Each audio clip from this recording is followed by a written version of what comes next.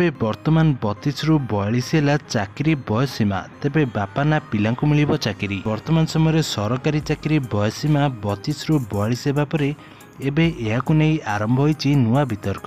तेबे प्रकृत रे परिवार रे चाकरी करिबो किए? तेबे बापार चाकरी बयस सीमा बढ़िले कौन हेबो? तेबे चाकरी संख्या स्थिर सह वर्तमान पुनर्निजुक्ति हेउथिबारु यह केते फलप्रद हेबो?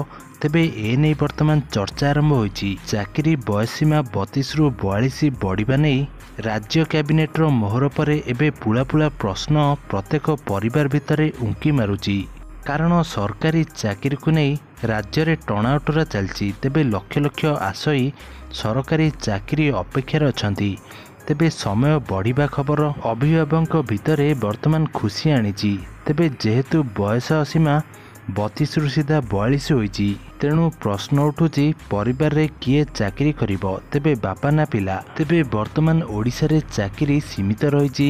तेबे 4,96,000 पदवी मध्यरु अधिकांश चाकरी आउटसोर्सिंग द्वारा पूरण हेउची। तेबे आउ किछि चाकरी कंसल्टेंसी माध्यम रे मिलुची।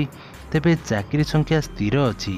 तेबे सरकार अवसर परे पुणी नियुक्ति देउचंती, तेणु जहा रहउची ता पर्याप्त हेउ नाही।